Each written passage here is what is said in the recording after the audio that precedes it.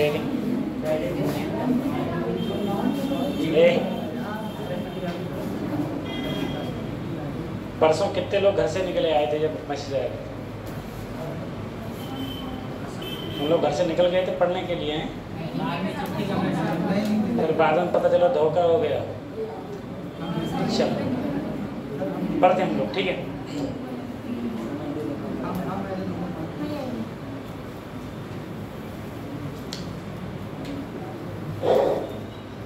Points है हमारा angular momentum of a particle about some point.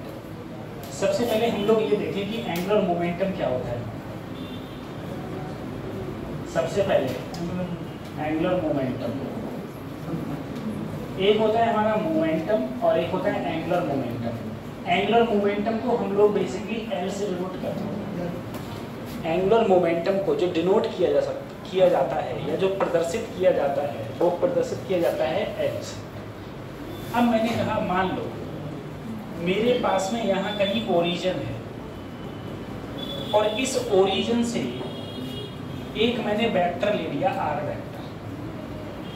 इस आर वेक्टर पर यहाँ पर कोई मेरे पास में पार्टिकल है जिसका मास है m और ये पार्टिकल मान लो इधर की ओर वेलोसिटी यानी कि मूव कर रहा है, ठीक है, मूव कर रहा है b वेलोसिटी से।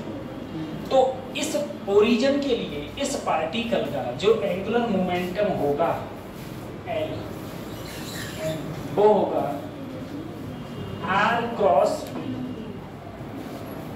एंगुलर मोमेंटम होगा R क्रॉस P, जहां R क्या है, R ये वेक्टर डिस्प्लेसमेंट वेक्टर, P क्या है, P मोमेंटम। हम लोग जानते हैं P बराबर होता है हमारा mv, L बराबर R ऐसे ही और इसकी जगह रख दिया मैंने mv। m को चाहूं तो बाहर ले लूं R क्रॉस P। और अगर हम लोग कभी भी क्रॉस प्रोडक्ट खत्म करते हैं, ठीक है, तो आ जाएगा मेरा mvr sin theta. Cross product खत्म होता है तो आता है mvr sin थीटा। और वैसे मेरा फार्मूला है L बराबर R क्रॉस B। हमेशा पहले L बराबर R क्रॉस B लेना। जैसे मैंने लास्ट टाइम पे एंगुलर मोमेंटम पढ़ा, वो टॉर्क पढ़ाया था, तो टॉर्क में मैंने R क्रॉस F बोला था। मैंने कहा था कभी F क्रॉस R मत ले लेना, हमेशा R क्रॉस F लेना।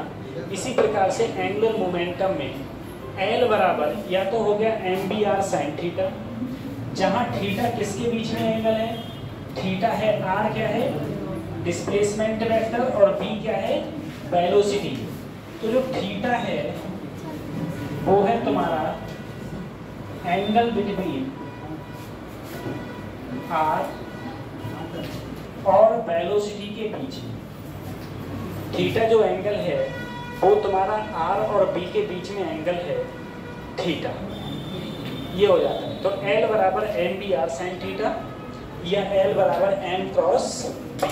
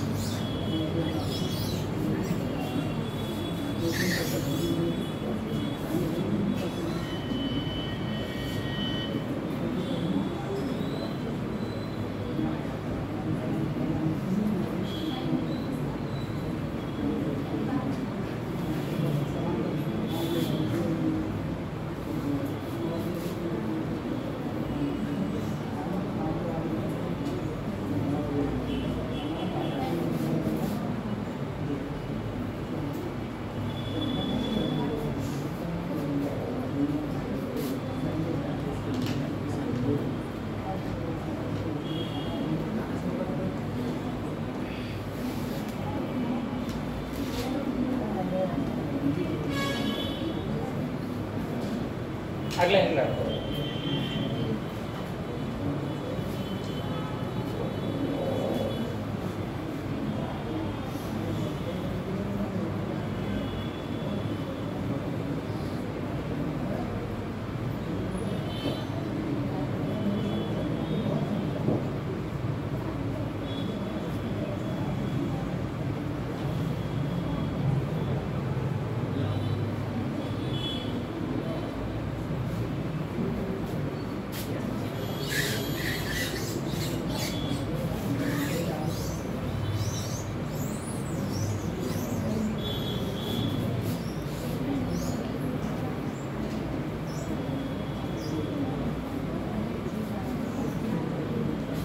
देखो इसमें समझना, मान लो मेरे पास में कोई बॉडी है, किसी भी प्रकार की कोई बॉडी हो सकती है, वो बॉडी एक एक्सिस के अराउंड घूम रही है। जाहिर सी बात है, अगर कोई बॉडी है तो उस बॉडी पर बहुत सारे मास पार्टिकल्स होंगे। यहाँ मैंने m1 मान लिया, m2 मान लिया, m3, बहुत सारे पार्टिकल्स होंगे, कहीं mm भी है, ठीक। अब अगर ये घूम रहा है, ये डिस्टेंस मैंने r1, ये डिस्टेंस और ये r3, ये r4 और ये बहुत सारे पार्टिकल्स होंगे इसके अंदर, और उनकी ये अलग अलग डिस्टेंसें होंगे, अलग अलग बहुत सारे पार्टिकल्स होंगे, उनके अलग अलग ये डिस्टेंस होंगे। मैंने कहा अगर ये बॉडी घूम रही है, अगर ये बॉडी घूम रही है तो हर एक पार्टिकल का अलग अलग एंगुलर मोमेंटम होगा।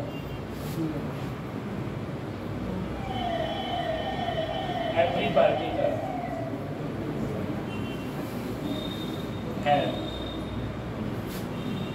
Different momentum, angular momentum.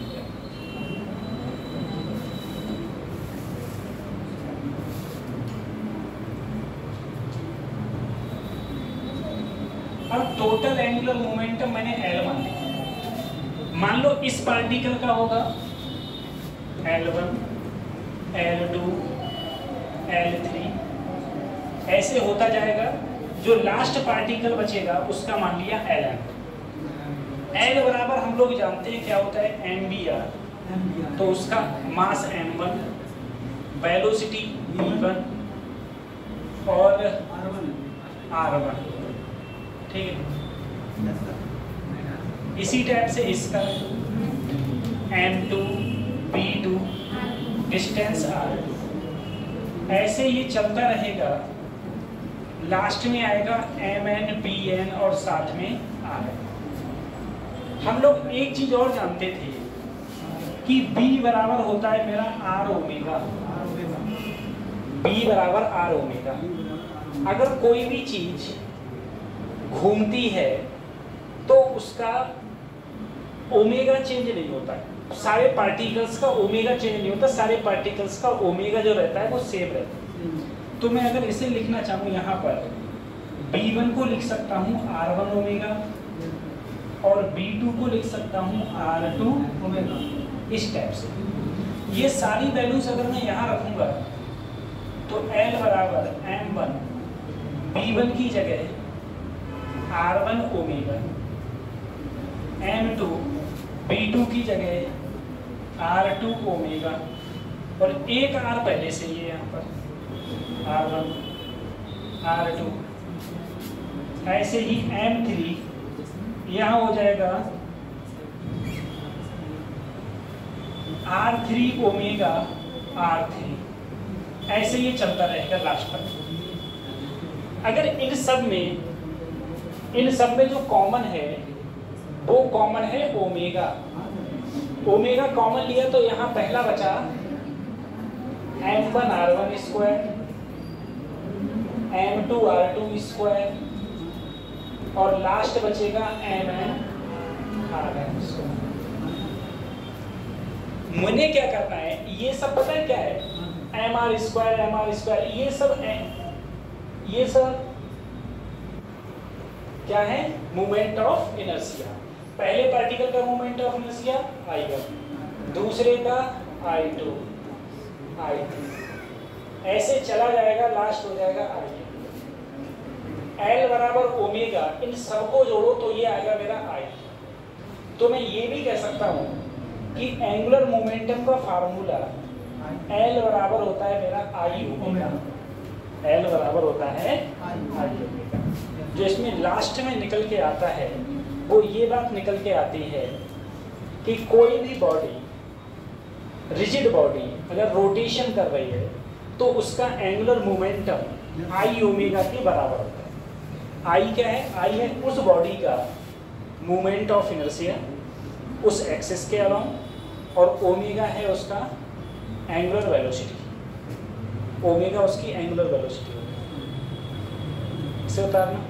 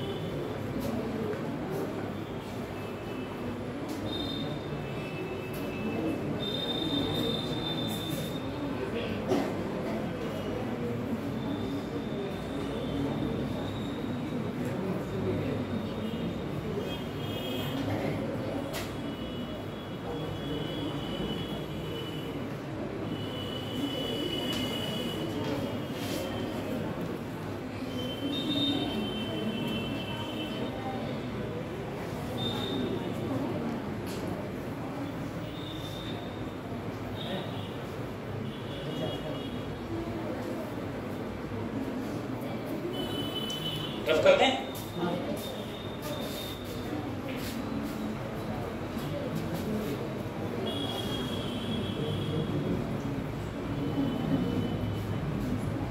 करें खत्म।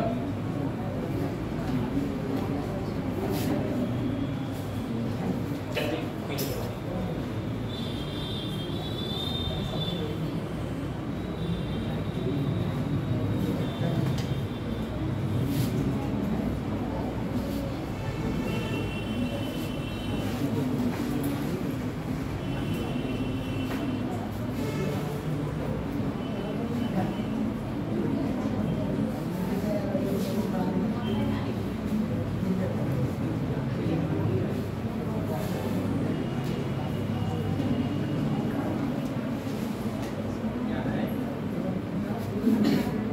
अगला नहीं पड़ेगा law of conservation of angular momentum.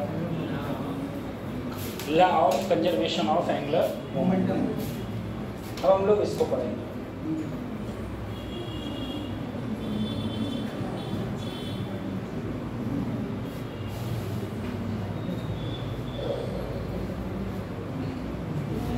सबसे पहले देखो, हम लोग जानते हैं एंगुलर मोमेंटम का फार्मूला होता है L बराबर R cross P।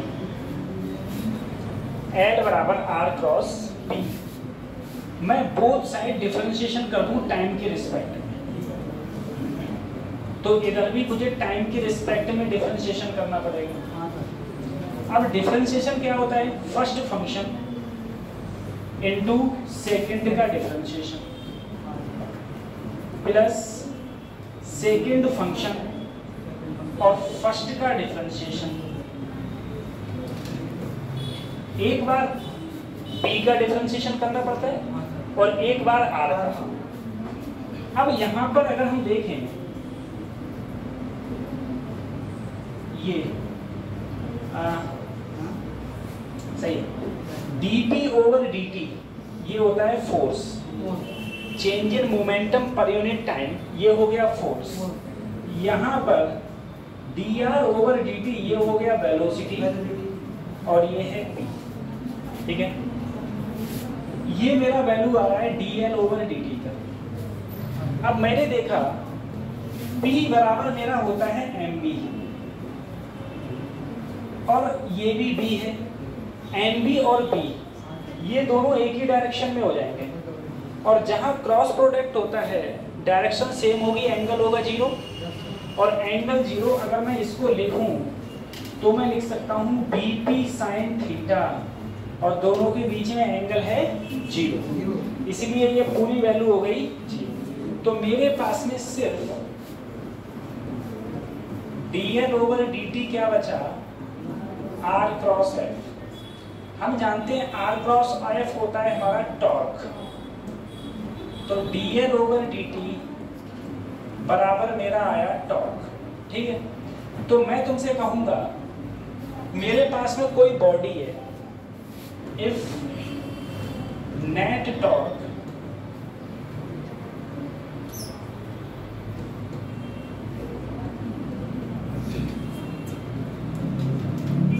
Eight any body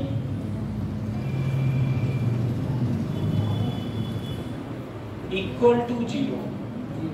अगर किसी बॉडी पर कुल टॉर्क 0 लग रहा हो, इसका मतलब ये है dl ओवर dt बराबर 0।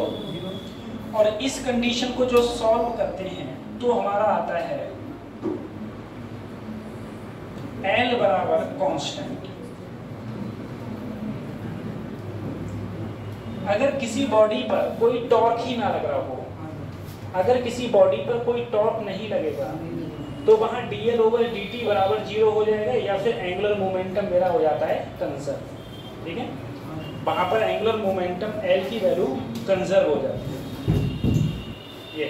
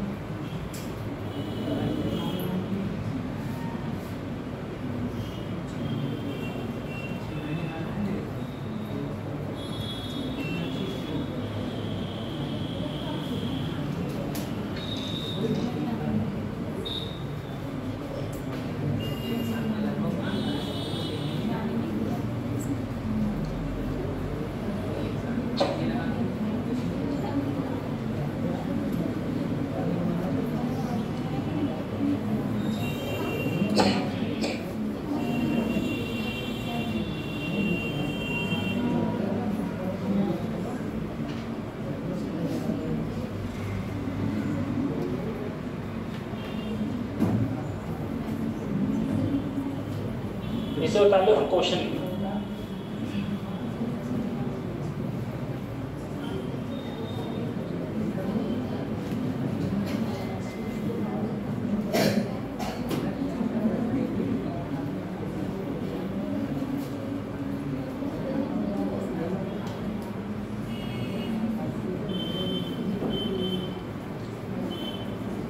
पहचान लिया इसको? Yes sir. अब क्वेश्चन लिखो। If the radius of the earth, if the radius of the earth, if the radius of the earth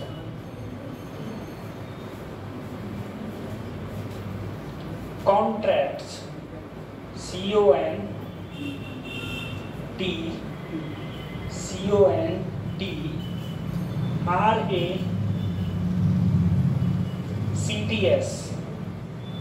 CONTRACTS contracts to half of its present value, to half of its present value without change in its mass, without change in its mass,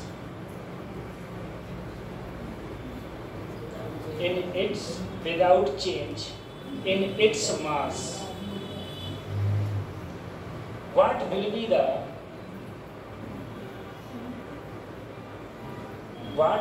the new duration of the day, new duration of the day, new duration of the day,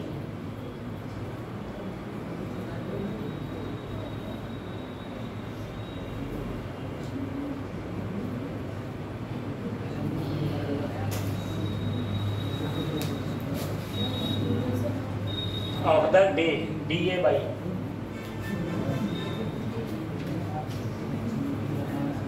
इसे खत्म करें।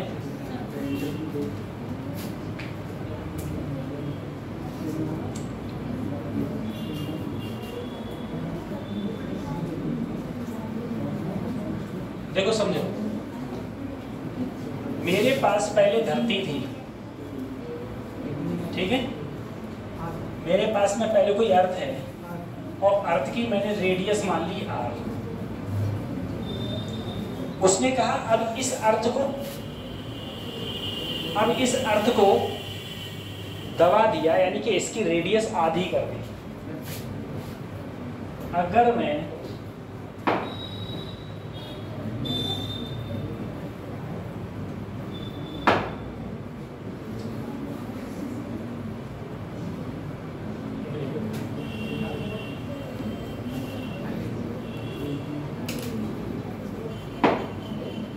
देखो, पहले जो मेरा था,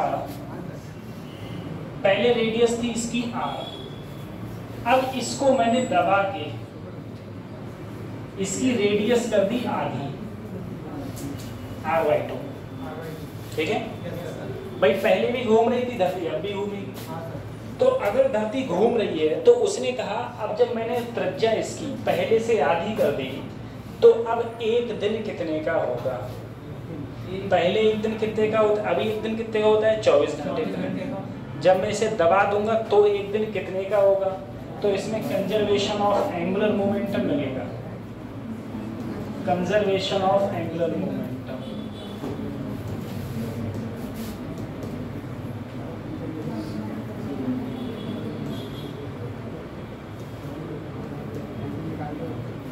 देखो, initial और फाइनल, इनिशियल का फार्मूला आई ओमेगा, इसे बनवा दिया, फाइनल में I2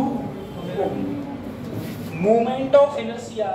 कोई भी सॉलिड स्फीयर का फार्मूला होता है 2/5 m, रेडियस है इसका r², यहाँ हो गया। इसका moment of inertia 2/5 m, radius आधी हो गई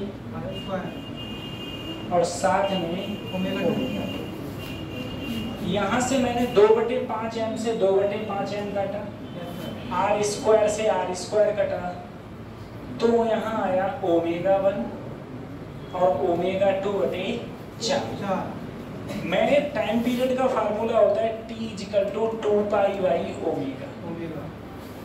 ठीक है, T = 2π/ω।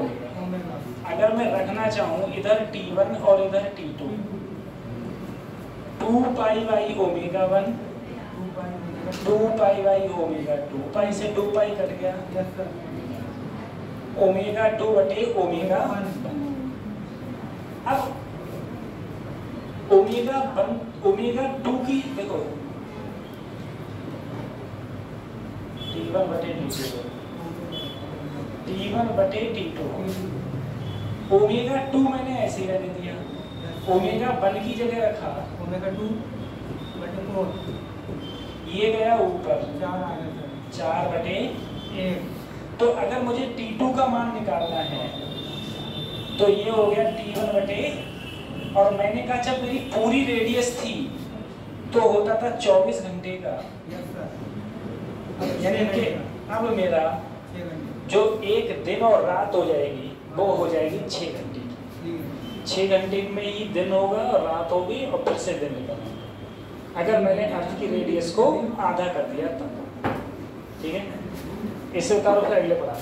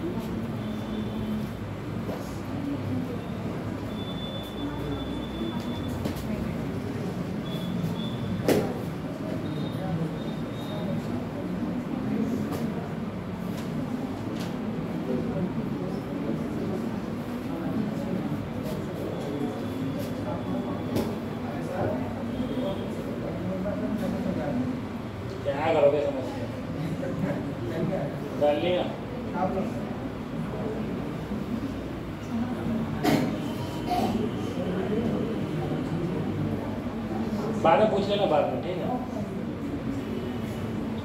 बता लिया, खत्म करें।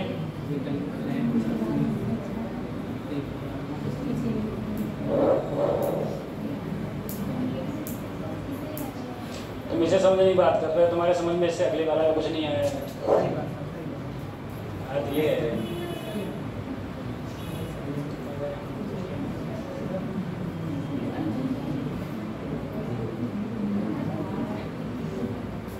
चलो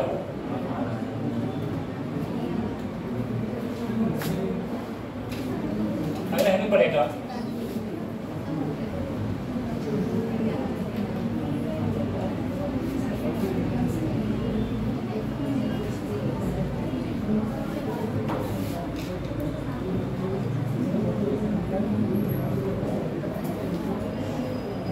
रोटेशनल काइनेटिक एनर्जी। ठीक है, सबसे पहले समझो कि रोटेशनल काइनेटिक एनर्जी क्या होती है। अगर कोई भी बॉडी हो और वो अपनी एक्सिस के अलाउंग अगर रोटेशन कर रही है, बहुत सारे पार्टिकल्स होंगे,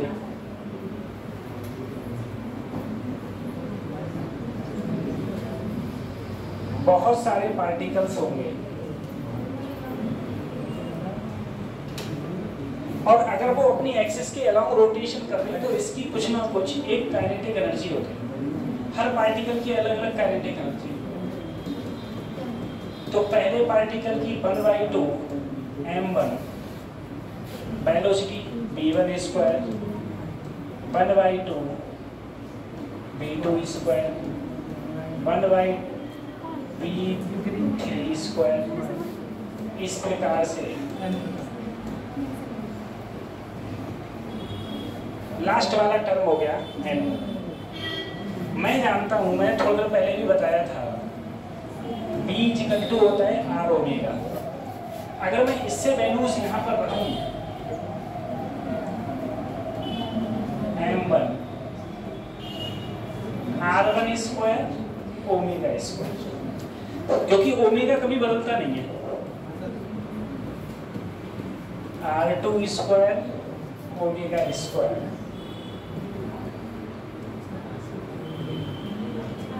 R3 स्क्वायर, ऐसे ही लास्ट वाली टर्म हो जाएगी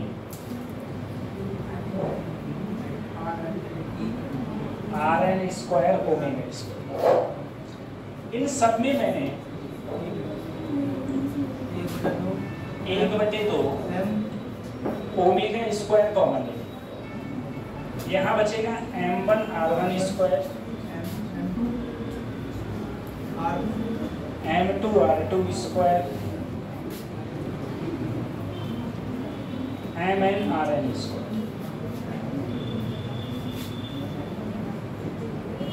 ये सब हो गया moment of inertia, I1 I2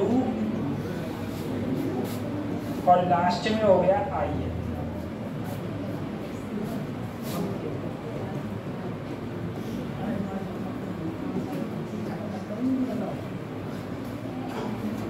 तो अगर कोई भी बॉडी घूमती है तो उसका जो रोटेशनल काइनेटिक एनर्जी है वो होती है 1/2 I ओमेगा स्क्वायर। और वहीं अगर कोई बॉडी सीधी चलती है तो उसकी काइनेटिक एनर्जी होती है 1/2 mv स्क्वायर। ठीक है, ये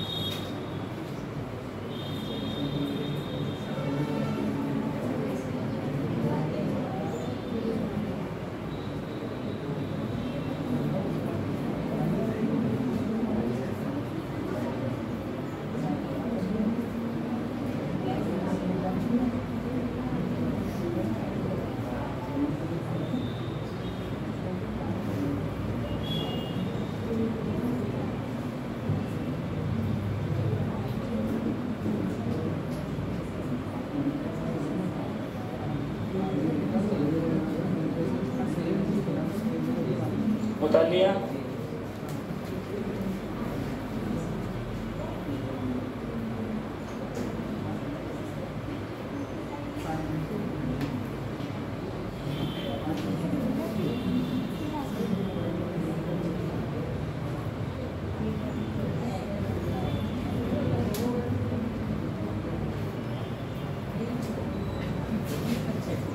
बैठा लें।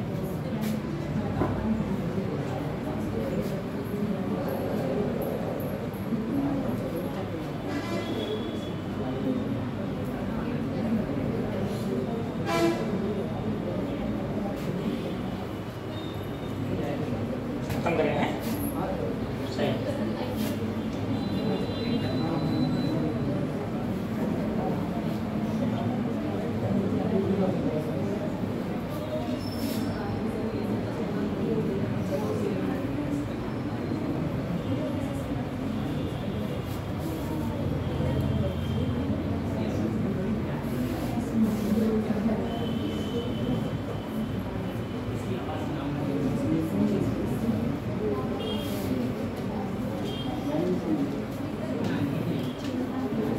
Work energy theorem in rotational motion.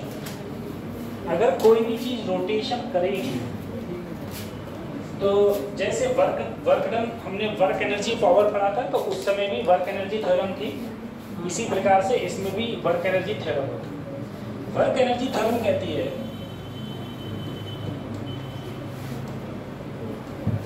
Total work done equal to change in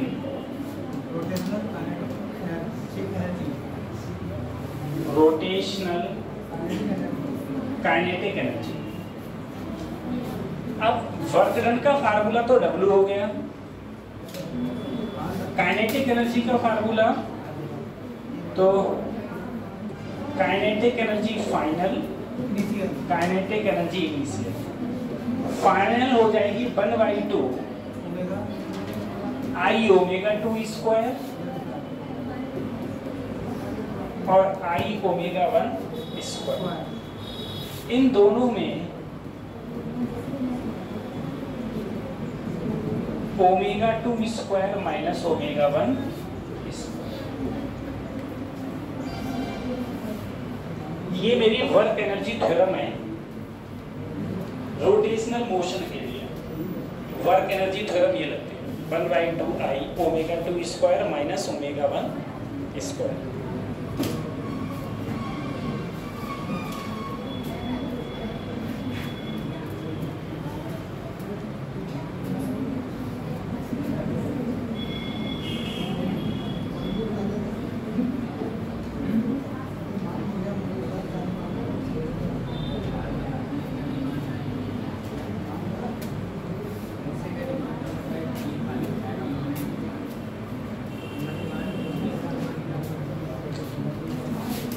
Total work done equal to change in rotational kinetic energy। और वर्क एनर्जी थ्योरम में कौन सी थी? वर्क पावर एनर्जी में था total work done equal to change in kinetic energy. यहाँ पर बस रोटेशनल काइनेटिक एनर्जी।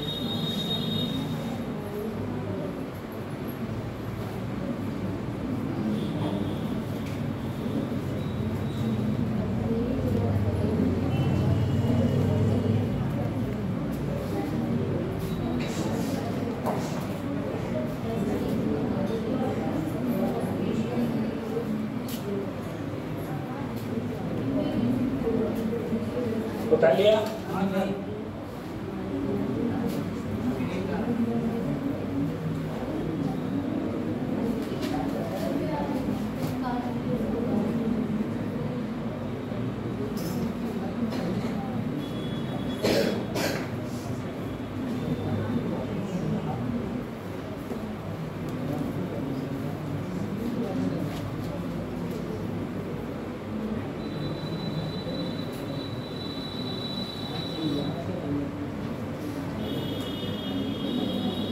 ठीक है, बता लिया होगा।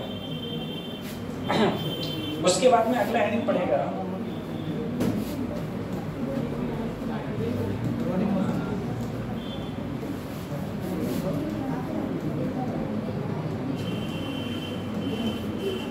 Radius of gyration. इसे हम के से प्रदर्शित करते हैं। एक होता है रेडियस ऑफ गायरेशन, इसको हम लोग के से प्रदर्शित करते हैं। सबसे पहले देखो रेडियस ऑफ गायरेशन होता क्या है। रेडियस ऑफ गायरेशन का मतलब है मेरे पास कोई बॉडी है, कोई भी बॉडी है, बॉडी का किसी पॉइंट के अराउंड, किसी एक्सिस के अराउंड मूवमेंट ऑफ इनर्शिया माना मैंने, इसका मास माना, बॉडी का मास है m। मैंने क्या किया, एक्सिस यही रहने दी, एक्सिस यही रहने दी और इस मास को दबा के एक पॉइंट मास में बदल दिया। मास भी वही है मेरा, पॉइंट मास में बदल दिया। अब यहाँ से यहाँ तक की जो ये डिस्टेंस है उसको बोला रेडियस ऑफ गायरेशन, यानी के बोलते हैं। तो इस मोमेंट ऑफ इनर्शिया वही रहे, आई बराबर वही रहे, तो फार्मूला हो जाएगा mk स्क्वायर, जहां k बराबर होता है अंडर रूट आई बटे M। ये फार्मूला होता है। बस रेडियस ऑफ गायरेशन का तुम लोगों को फार्मूला याद रखना है, k बराबर अंडर रूट आई बटे m। रेडियस ऑफ गायरेशन का फार्मूला होता है, सिर्फ रेडियस ऑफ गायरेशन का फार्मूला याद रखो, k बराबर अंडर रूट आई अपॉन, ठीक है।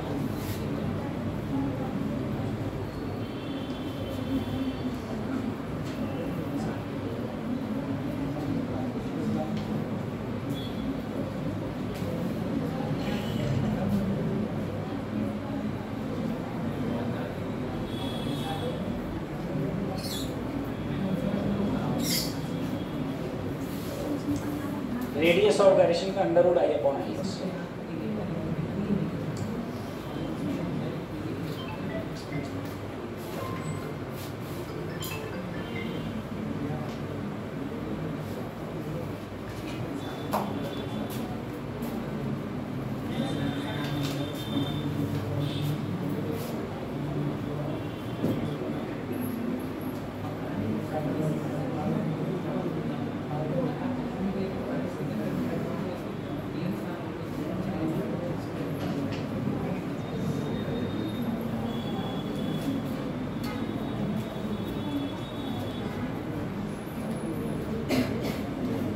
हो गया?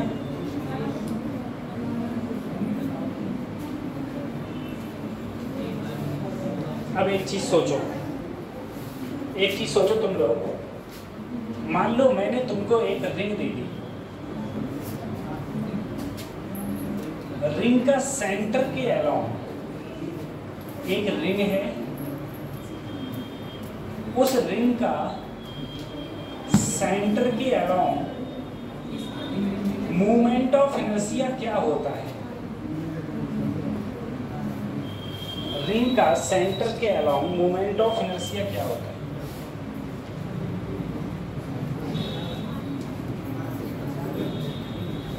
mr square. लेकिन इसका इसी सेंटर के अलाउंग मूवमेंट ऑफ इनर्शिया तो mr स्क्वायर हो गया, लेकिन रेडियस ऑफ गायरेशन क्या होगा? तो k बराबर under root I upon m, I की जगह mr स्क्वायर, m से m कट गया, तो रेडियस ऑफ गायरेशन जो होगा वो r के बराबर होगा, ठीक है। ये रिंग ले लिया, अगर रिंग की जगह में मान लो डिस्क ले लेता, अगर मैं कहता इस डिस्क का सेंटर के अलाउंग रेडियस ऑफ गायरेशन क्या होगा, तो सबसे पहले तो हम लोगों को सेंटर के अलाउंग मोमेंट ऑफ इनर्शिया पता हो, जो होता है mr स्क्वायर बटे 2, और नीचे है बटे m से m, k बराबर आएगा r बटे under root 2। Radius of gyration disc का सेंटर के along radius of gyration r बराबर k बराबर r बटे अंडर रूट 2।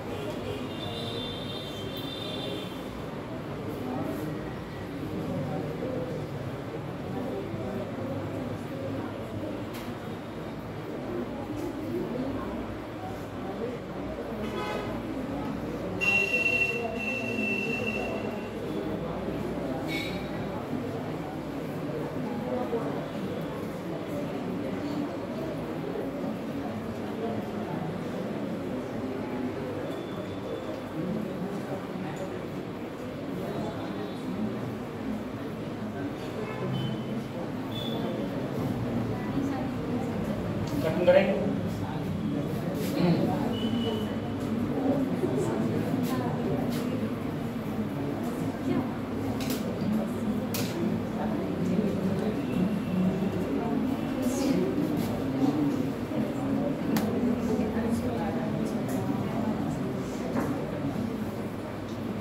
हेडिंग पड़ेगा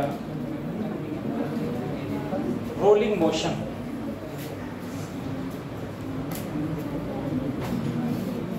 अगला हेडिंग पड़ेगा रोलिंग मोशन।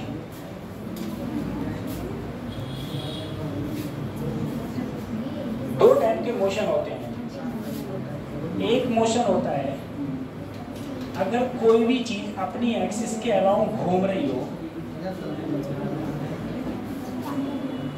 तो इसे बोलते हैं रोटेशन मोशन।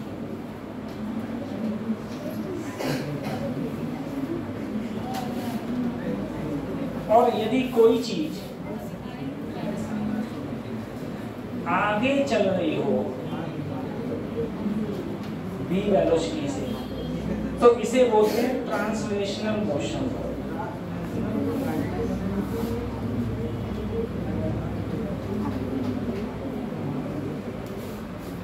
और अगर ये दोनों क्रिया एक साथ हो रही हो तो उसे हम बोलते हैं रोलिंग मोशन।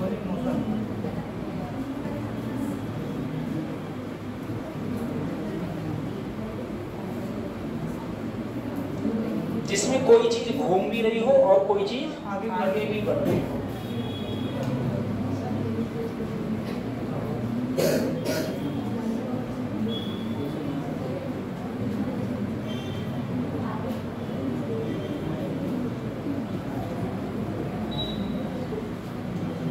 जैसे साइकिल का पहिया, साइकिल चलती है, जब साइकिल चलती है तो जो साइकिल का पहिया है उसमें दोनों मोशन होते हैं, रोटेशन भी होता है और साथ में यानी कि कोई भी चीज़ है वो घूम भी रही होती है और साथ में आगे भी चल रही होती है। दोनों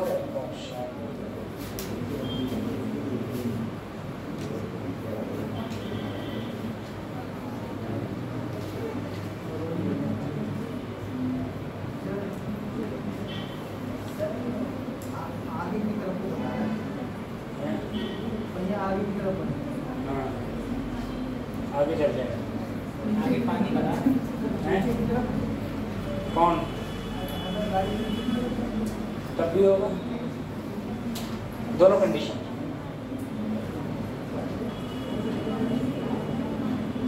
ठीक है,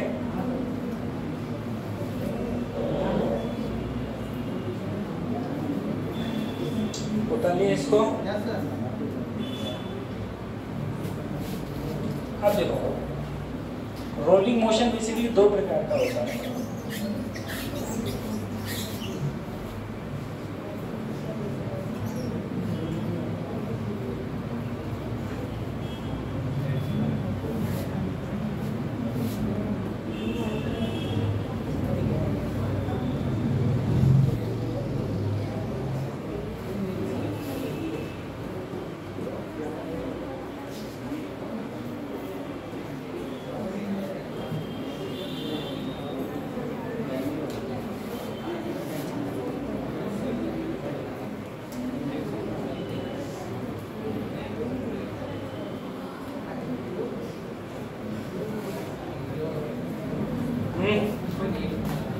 रोलिंग मोशन दो प्रकार का होता है, एक होता है प्योर रोलिंग मोशन, एक होता है impure rolling motion. Pure rolling motion में क्या होता है कि अगर कोई पहिया घूम रहा है और आगे बढ़ रहा है तो लोएस्ट पॉइंट पर इधर वेलोसिटी होगी r ओमेगा और इधर होगी p, तो net velocity at lowest point पर 0 होती है।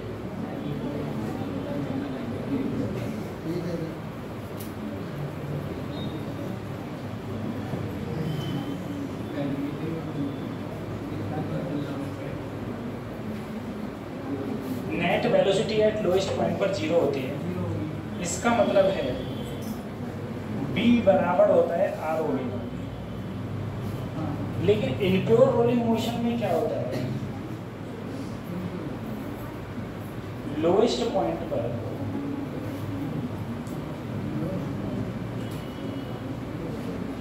यहाँ पर आगे वाली वेलोसिटी कम होती है आर ओमेगा से, यानी कि यहाँ पर स्लिपिंग होती है।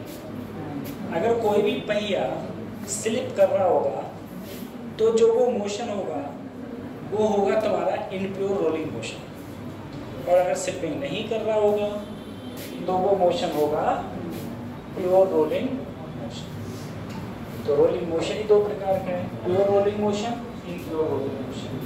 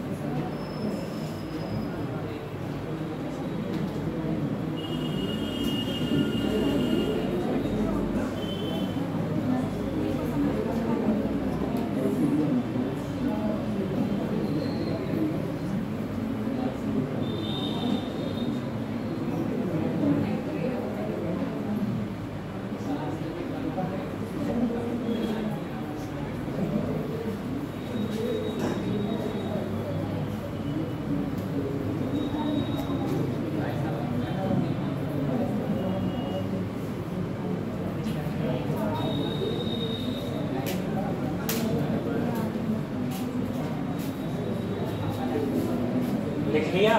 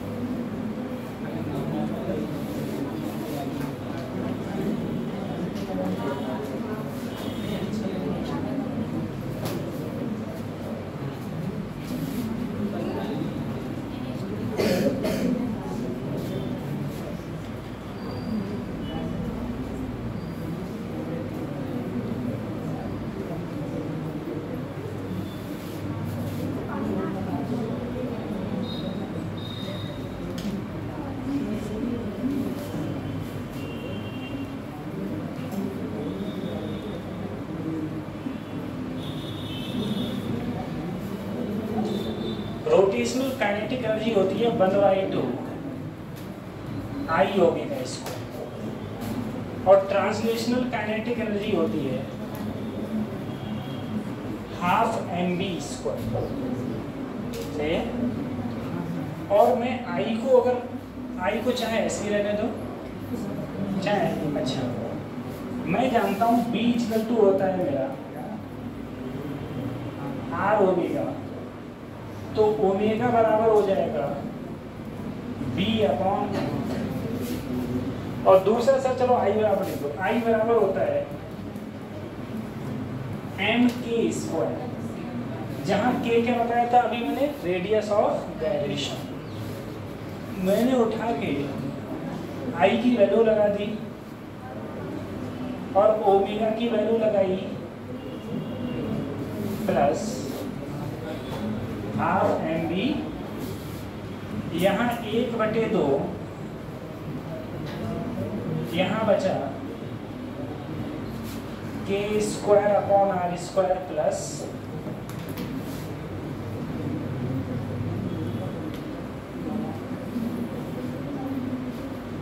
ये कोई भी चीज़ अगर रोटेशनल मोशन कर रही है तो उसमें टोटल काइनेटिक एनर्जी का फार्मूला होता है 1/2mv² ब्रैकेट में k²/r² + 1। कभी कभी किताबों में तुम्हें ऐसे भी लिख के मिल जाएगा 1 + k²/r²।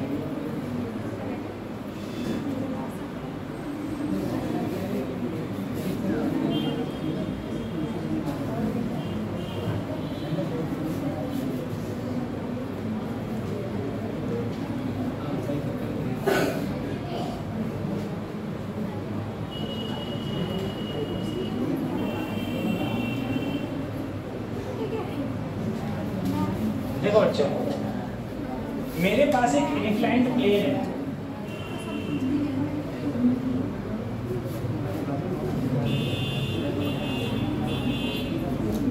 ये मेरे पास एक इंक्लाइंड प्लेन है, यहाँ एंगल मान लिया थीटा, और ये जो प्लेन है इसकी हाइट मैंने मान ली है h। अगर यहाँ से किसी भी चीज को छोड़ा जाता है, अगर यहाँ से किसी चीज को छोड़ोगे तो ये घूमता हुआ नीचे की ओर आएगा, और जब ये इस पॉइंट पर होगा तो इधर की ओर इसकी कुछ ना कुछ वेलोसिटी होगी। ऊपर से लुढ़कते हुए कोई चीज नीचे आ रही है, जब ये नीचे आ जाएगा तो इसकी कुछ ना कुछ वेलोसिटी होगी। तो अगर मैं कहूँ यहाँ पर कंजर्वेशन ऑफ एनर्जी लगाया जाए, तो जितनी एनर्जी यहाँ थी उतनी ही एनर्जी है। ये कोई पॉइंट ए मान लिया और ये कोई पॉइंट बी मान लिया। कहा जाए टोटल एनर्जी एट ए बराबर total energy at B. A point पर अगर मैं एनर्जी की बात करूँ तो काइनेटिक एनर्जी 1/2I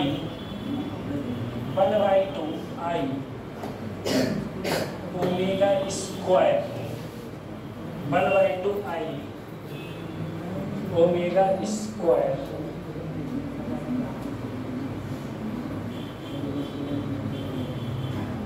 ठीक है, देखो यहाँ पर अगर मैं टोटल एनर्जी की बात करता था, अगर कोई चीज अभी मूव कर रही थी,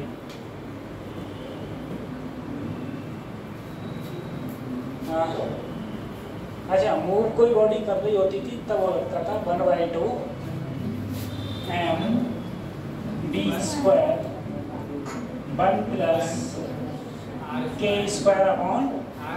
लेकिन यहाँ पर देखो, अगर ये चीज रखी हुई है, चली नहीं है, रखी हुई है, तो b की वेलोसिटी क्या हो जाएगी? 0। तो अगर मैं इस चीज को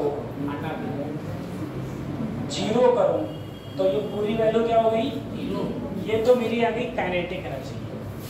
पोटेंशियल एनर्जी यहाँ पर h हाइट पर है तो mg h। अब ये चीज आ गई यहाँ पर, अगर b पॉइंट पर आ जाएगा तो काइनेटिक एनर्जी b, वेलोसिटी मैंने b मान ली, तो 1 plus k square upon r square, और हाइट 0 हो गई तो पोटेंशियल एनर्जी 0, टोटल वैल्यू 0 हो गई है। यहाँ बचा mgh बराबर 1/2 mv square 1 plus k square m से m पे, ठीक है। अगर मुझे b स्क्वायर की वैल्यू निकालनी है तो ये आएगा 2gh बटे 1 plus k square r square. तो जो वेलोसिटी होगी इंक्लाइंड प्लेन पर, उसका फार्मूला आया है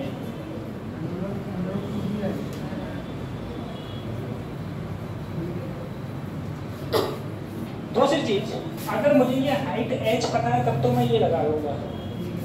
अगर मुझे ये हाइट h ना पता होके मुझे ये दूरी पता होती s, तब क्या करता?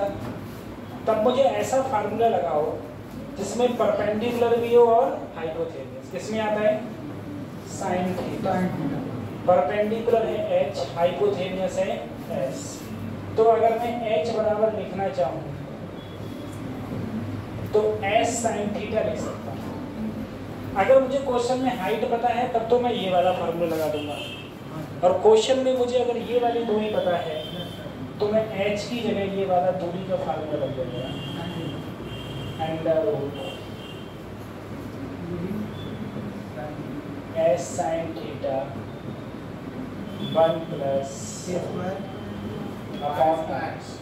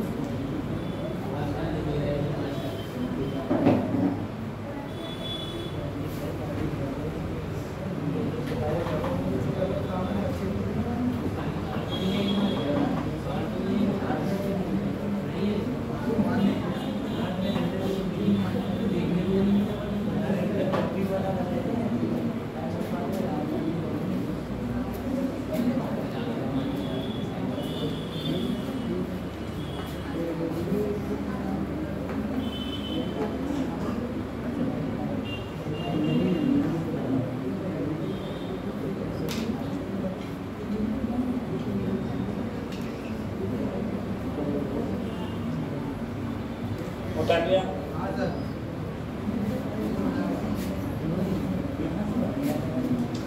तो वेलोसिटी के दो फार्मूला रखिए, एक एच वाला भी और एक एस वाला।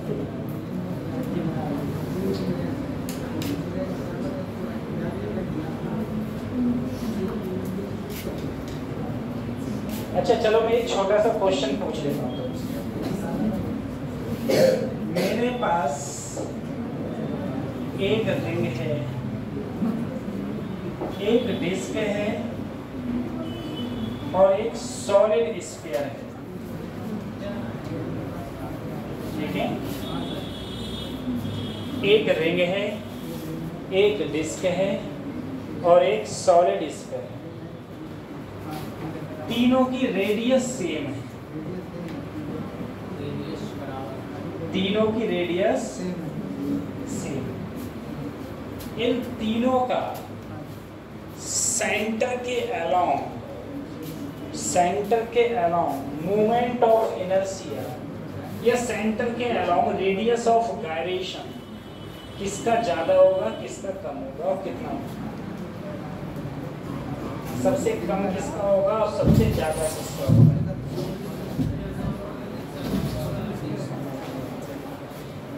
चलो रेडियस ऑफ गायरेशन नहीं पता है तो वो बता दो, मूवमेंट ऑफ इनर्शिया किसका सबसे ज्यादा मूवमेंट ऑफ इनर्शिया, किसका सबसे कम?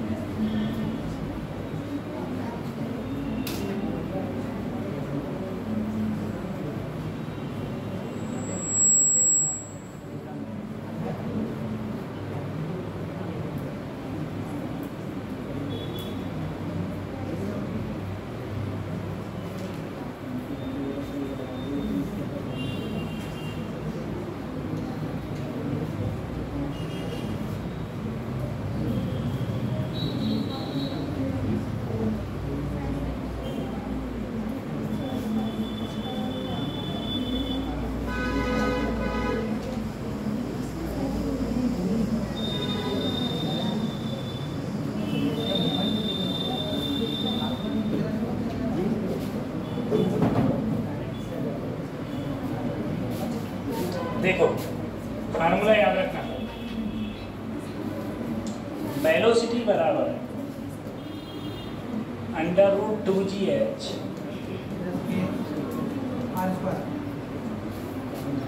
अब अगर मैं सबसे पहले सॉलिड स्फीयर की बात करूं, इसका मोमेंट ऑफ इनर्शिया सेंटर के अराउंड 2/5 mr²।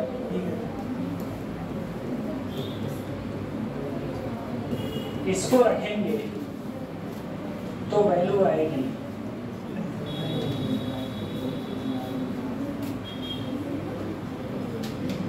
ये।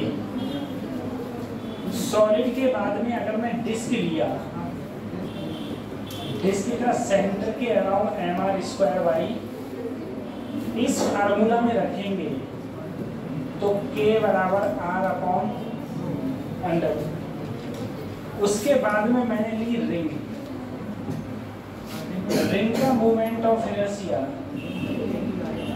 तो k की वैल्यू आएगी r। अगर हम यहाँ देखें 2 दूनी 4, 2 से कुछ ज्यादा बच रहा है, 2 से कुछ ज्यादा यानी कि नीचे ज्यादा, तो इसमें सबसे कम जो वॉल्यूम है k की वो है सॉलिड, उससे कम है डिस्क की, उससे सबसे ज्यादा है। अब एक चीज देखो, जिसका k ज्यादा होगा, जिसका k ज्यादा होगा उसकी वेलोसिटी कम होगी। तो जिसका k ज्यादा होगा उसकी वेलोसिटी कम होगी। तो अगर तीनों चीजें रिंग, डिस्क और सॉलिड स्फीयर एक ही हाइट से छोड़ी जाएं और ये लुढ़कते हुए नीचे आए, छोड़ी जाएं और ये लुढ़कते हुए नीचे आए, तो सबसे ज्यादा वेलोसिटी किसकी होगी? जिसका k सबसे कम हो। k सबसे कम है सॉलिड का, इसलिए वेलोसिटी सबसे ज्यादा इसकी, उसके बाद में वेलोसिटी होगी डिस्क की, सही है। और सबसे कम जो वेलोसिटी होगी वो होगी तुम्हारी रिंग की। ये वेलोसिटी, तीन चीजें थी, अगर तीन चीजें एक ही हाइट से छोड़ी जाए तब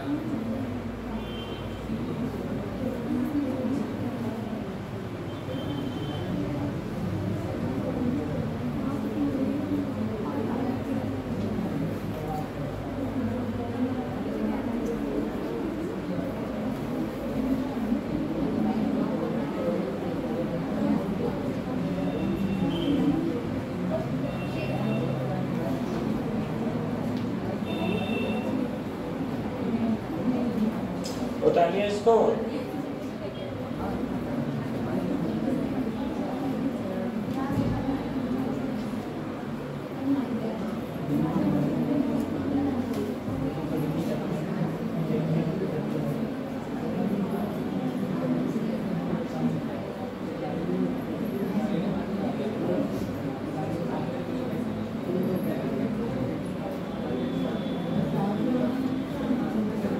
ठीक है, अब देखो, अगर कोई चीज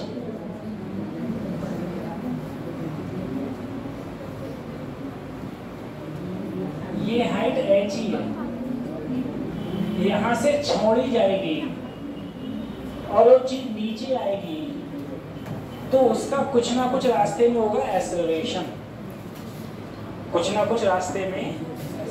अगर मैं कहूँ एक्सेलरेशन क्या होगा, इनिशियल वेलोसिटी उसकी थी 0, फाइनल कितनी हो गई v, ठीक है। फार्मूला लगाया v² बराबर u² 2as, ये दूरी ऐसी तो थी मेरी, ये दूरी s थी। अगर मैं v का स्क्वायर करूं, v का स्क्वायर, मुझे वेलोसिटी क्वेश्चन में दे रखी थी under root s sin theta k² upon r²। तो अगर मैं इसका स्क्वायरिंग करूंगा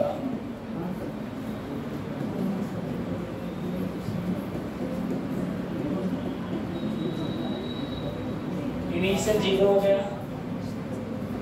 s से s है, 2 से 2 कट गया, तो एक्सेलरेशन का फार्मूला आया जी साइन थीटा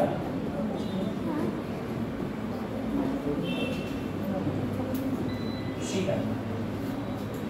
एक्सेलरेशन का फार्मूला आया जी साइन थीटा बटे 1 प्लस के स्क्वायर अपॉन आर स्क्वायर।